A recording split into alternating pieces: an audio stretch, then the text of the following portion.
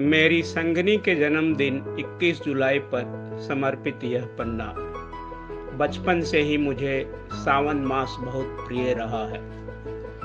कभी रिमझिम बारिश की फुहारें, रह रह कर बादलों का गरजना, दूर क्षितिज पर बिजलियों का चमकना, फिर घनघोर बारिश, चारों ओर से धरती का जलमग्न होना, रात की निस्तब्धता को भंग करते मेढकों के सुर, सोमवारी और मंगलवारी मेले में जाने की ललक, चबूतरे पर बैठकर टेप रिकॉर्डर से बजता हुआ शैलेंद्र द्वारा रचित आशा भोसले के मधुर स्वर में गाया वो गीत, अब के बरस भेज भैया को बाबुल, सावन में ली जो बुलाए रे, को सुनने में निमग्न रहना।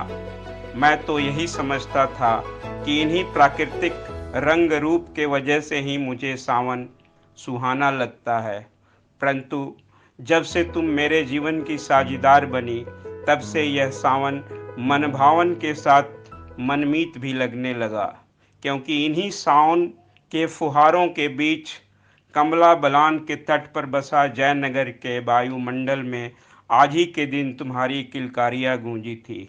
मुझे यह कहने में जरा सा भी अतिशोक्ति नहीं होगा कि अवश्य कमला बलान की लहरें भी उछलकर तुम्हें देखने के लिए ललायित हो रही होंगी। उन लहरों से छूकर नम प्यारे निसंदेह तुम पर अपने आशीष के फव्वारे बरसा रही होंगी। इस शुभ दिवस पर अंजलि भर समरस शुभकामनाओं के साथ अपनी एक कविता तुम्हारे लिए अर्पित कर रहा हूँ। मेरी कविता।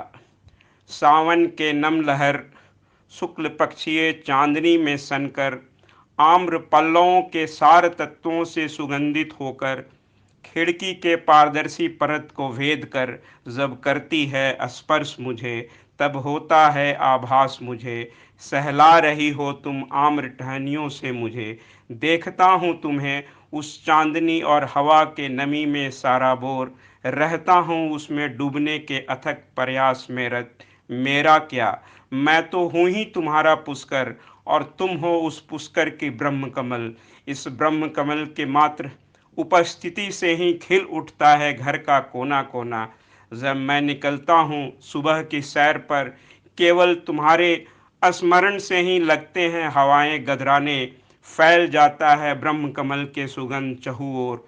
तुम्हारे नाम के पुकार से ही रसोई घर के कबूतरों में आ जाती है बिजली सी सक्रियता। तुम्हारे सिर्फ गुजरने से एक्वेरियम के मछलियों में हो उठती है हलचल।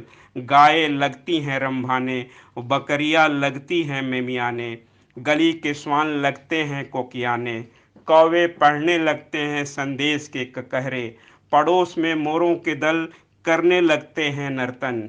इस रंभाने, मेमियाने, कोकियाने में सुन पाता हूँ जन्मदिन की शुभकामनाएं।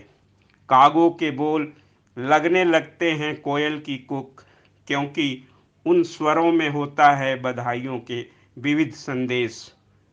बहुत बहुत धन्यवाद।